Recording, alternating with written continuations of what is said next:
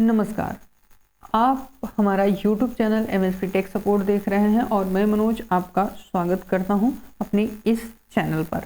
तो आप एक चीज़ देखेंगे यहाँ पर कि जो आपके वेस्ट बंगाल हिंदी टीजीटी के सिलेबस में लगा हुआ है, इसके पहले आप सूरदास को पढ़ चुके हैं और सूरदास के ही बाद भ्रमर गीत, विप्र, लंभ श्रृंगार काव्य लगा हुआ है। तो उससे रिलेटेड हम जो है MCQ बेस जो है क्वेश्चन हम यहाँ पर देख रहे हैं। चलिए पहले क्वेश्चन की हम बात करें तो यहाँ पर कहा गया है कि भ्रमर गीत प्रसंग का मुख्य आधार क्या है। तो आप जानते हैं जो भ्रमर गीत प्रसंग का मुख्य आधार है वो उद्धव गोपी संवाद है। क्या है? उद्धव गोपी संवाद है। चलिए नेक्स्ट क्वेश्चन की बात करते हैं। तो यहाँ पर बताया गया है कि सूरदास ने भ्रमर गीत प्रसंग किस ग्रंथ से लिया है। किस ग्रंथ से क्या है लिया है? तो आप जानते हैं वो भागवत पुराण से क्या है लिया है, भागवत पुराण से लिया है। चलिए नेक्स्ट क्वेश्चन की बात करते हैं। तो कहते हैं कि भ्रमर गीत प्रसंग किस रस पर आधारित है। भ्रमर गीत प्रसंग किस रस पर क्या है आधारित है? तो आप जानते हैं विप्र, लंभ श्रृंगार रस पर क्या है आधारित है। चलिए नेक्स्ट क्वेश्चन की हम बात करते हैं। तो कहते हैं कि भ्रमर गीत में गोपियाँ किससे संवाद करती हैं। भ्रमर गीत में गोपियाँ किससे संवाद करती हैं? तो आप जानते हैं कि वो किससे संवाद करती हैं, तो वो भौरे से क्या करती हैं संवाद करती हैं। चलिए नेक्स्ट क्वेश्चन की बात करते हैं। तो कहते हैं उद्धव किसके दूत बनकर गोकुल गए थे। उद्धव किसके दूत बनकर गोकुल गए थे? तो आप जानते हैं कि उद्धव जो है वो कृष्ण के क्या है दूत बनकर के गोकुल गए थे। किसके? कृष्ण के दूत बनकर के गोकुल गए थे। भ्रमर गीत प्रसंग में गोपियाँ किसकी शिकायत करती हैं? तो आप जानते हैं गोपियाँ जो हैं किसकी शिकायत करती हैं? तो गोपियाँ कृष्ण की क्या करती हैं शिकायत करती हैं। गोपियाँ कृष्ण की क्या करती हैं शिकायत करती हैं।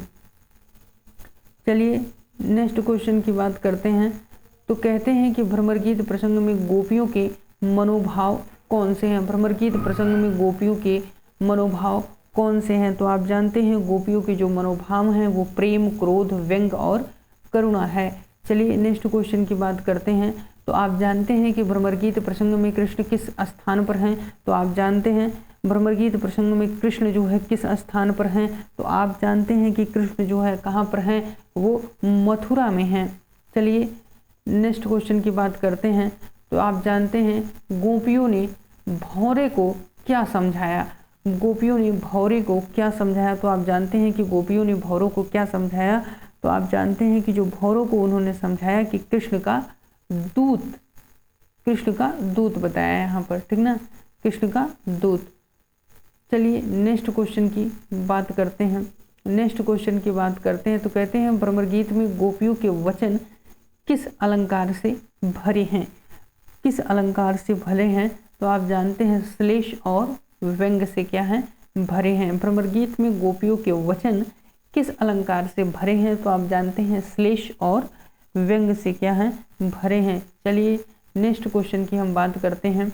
नेक्स्ट क्वेश्चन की जब बात आती है तो कहते हैं भ्रमर गीत प्रसंग का प्रमुख साहित्यिक गुण क्या है। भ्रमर गीत प्रसंग का प्रमुख साहित्यिक गुण जो है क्या है? तो आप जानते हैं कि जो प्रमुख साहित्यिक गुण है वो क्या है, वाग वैदग्ध्य यानी वाणी की चातुरी, यानी वाणी की चातुरी। चलिए नेक्स्ट क्वेश्चन की बात करते हैं। तो कहते हैं कि गोपियों ने उद्धव को क्या उपदेश दिया। गोपियों ने उद्धव को क्या उपदेश दिया? ज्ञान मार्ग का विरोध, ज्ञान मार्ग का विरोध। चलिए नेक्स्ट क्वेश्चन की बात करते हैं। तो नेक्स्ट क्वेश्चन की जब बात करते हैं तो भ्रमर गीत प्रसंग में राधा किस भाव से बोलती हैं। भ्रमर गीत प्रसंग में राधा किस भाव से बोलती हैं? तो आप जानते हैं कि भ्रमर गीत प्रसंग में राधा जो है वो कटाक्ष, तिरस्कार और व्यंग से क्या है बोलती हैं। कटाक्ष, तिरस्कार और किससे, व्यंग से क्या है बोलती हैं। कहती हैं गोपियों की दृष्टि में कृष्ण कैसे हैं। तो गोपियों की दृष्टि में कृष्ण जो है छलिया और वचन भंग करने वाले हैं। गोपियों की दृष्टि में छलिया और वचन भंग करने वाले हैं। चलिए नेक्स्ट क्वेश्चन की बात करते हैं। भ्रमर गीत में भौरा किस प्रतीक का घोतक है। भौरा किस प्रतीक का घोतक है? तो आप जानते हैं वो है कृष्ण की चंचलता और अस्थिरता का क्या है? घोतक है। चलिए नेक्स्ट क्वेश्चन की बात करते हैं। भ्रमर गीत प्रसंग का वातावरण कैसा है?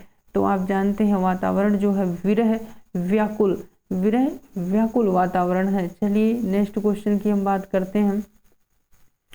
सूरदास से भ्रमर गीत में कौन सा पक्ष प्रमुख है? सूरदास के भ्रमर गीत में कौन सा पक्ष जो है प्रमुख है? तो आप जानते हैं कि कौन सा पक्ष जो है प्रमुख है, तो वो गोपियों की आर्त भावना जो है, गोपियों की आर्त भावना। चलिए नेक्स्ट क्वेश्चन की बात करते हैं। नेक्स्ट क्वेश्चन की जब बात आती है तो कहते हैं कि उधो मन नैना भरी आए किस प्रसंग का पद है? तो आप जानते हैं वो किस प्रसंग का पद है, तो वो भ्रमर गीत का है। चलिए नेक्स्ट क्वेश्चन की बात करते हैं। नेक्स्ट क्वेश्चन की जब बात करते हैं तो कहते हैं कि भ्रमर गीत प्रसंग में गोपियों का भाव किस प्रकार है? गोपियों का भाव किस प्रकार का है? तो आप जानते हैं गोपियों का जो भाव है वो क्या है? वो भक्ति और प्रेम का वियोगात्मक रूप है। भक्ति और प्रेम का क्या है? वियोगात्मक क्या है? रूप है। भ्रमर गीत प्रसंग की सबसे बड़ी विशेषता क्या है? भ्रमर गीत प्रसंग की सबसे बड़ी विशेषता क्या है? तो आप जानते हैं वियोग की तीव्रता और वाणी की चातुरी। ठीक ना? तो ये रहे आपके एमसीक्यू। और आपको अगर वीडियो पसंद आई हो तो वीडियो को लाइक ज़रूर करिएगा, चैनल को सब्सक्राइब कर लीजिएगा। मैं बार बार आपसे कह रहा हूँ कि मेरा टेलीग्राम ज्वाइन कर लीजिए और ऐप को आप डाउनलोड कर लीजिए। ऐप में आपको फ्री में जो है वेस्ट बंगाल के लिए टीजीटी पीजीटी के लिए मॉक टेस्ट मिल जाएंगे और आपको एक वीडियो मिलेगी जिसमें आपको 60 में से 60 नंबर या 55 नंबर तक आप कैसे ला सकते हैं अगर आपने कुछ भी नहीं पढ़ा है तो भी। तो आशा करते हैं वीडियो समझ में आई होगी, पसंद आई होगी तो लाइक ज़रूर कर दीजिएगा। धन्यवाद।